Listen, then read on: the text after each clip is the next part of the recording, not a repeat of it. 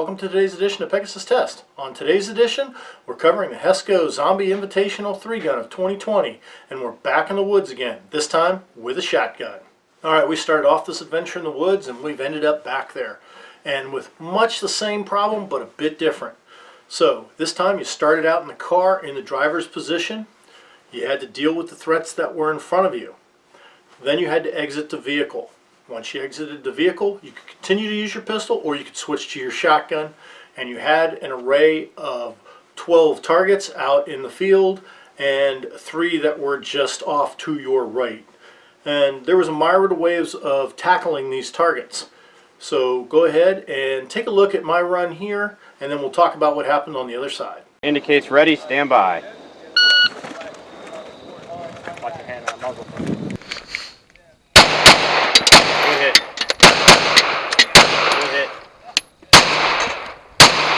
Good, good.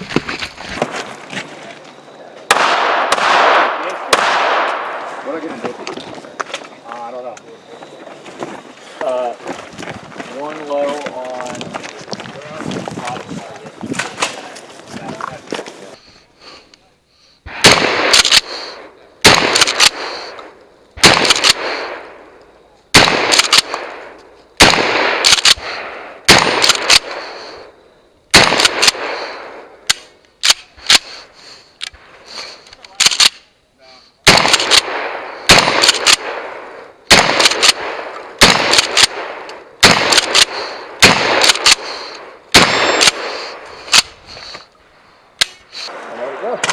Yeah!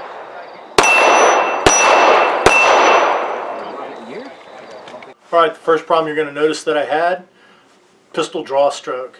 And the reason that is the holster I was using, and I'll go over it in depth when I do a gear review, but it had a bail type system on it, and the vest I was wearing at that point, the pouches were on this side, and my shotgun shell pouches were on this side, magazine pouches were on this side.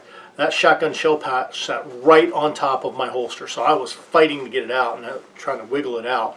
So that's why after the buzzer goes off, it looks like I'm just sitting there not doing anything. That's why.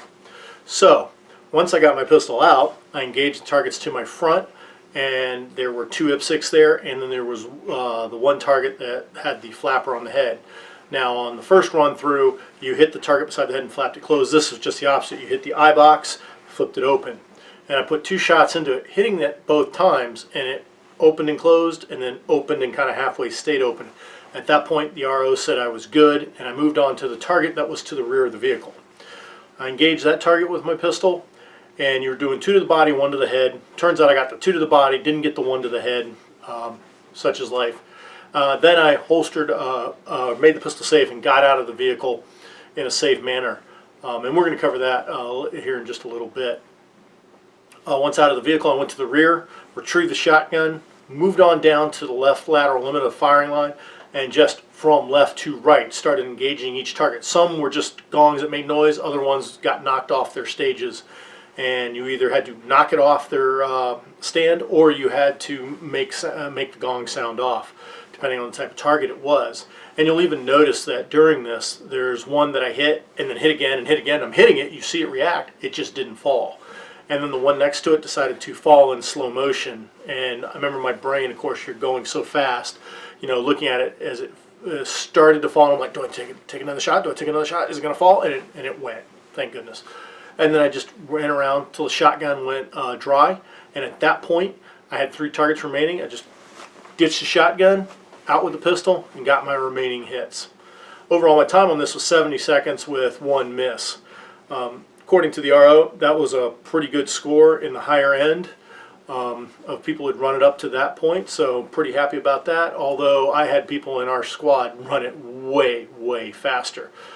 So I didn't do as good as I should have, but I still had a whole heck of a lot of fun. One of the things I want to touch on is safely exiting the vehicle. Both on this stage and on the previous stage the day before that we did in the woods, people exiting the vehicle had some muzzle awareness issues. The clip I'm about to show you is another competitor who came out of the vehicle in a very safe manner, in a way that kept his muzzle in a safe direction and allowed him to rotate any way he needed to. So go ahead, take a look at this. All right, Shooter, you understand course fire? Understand. All right, whenever you're ready, you give me a head nod. Shooter indicates ready, stand by.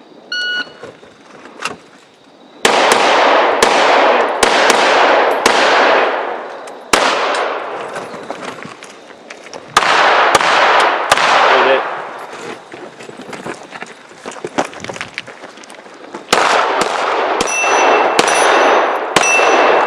Alright, I had mentioned earlier in this video about, hey, some of the people getting out of the vehicle on this stage and the previous stage that we were down here in the woods, and there's some muzzle sweeping going on, a little lax muzzle discipline. What this competitor just did was spot on. His muzzle was never a danger to anyone, and he could rotate in any direction he needed to and not put anybody in danger. A lot of us did what I did, which was either to keep the vehicle pointed in and then holster up, or holster up before you got out of the vehicle. Nothing wrong with that for sure.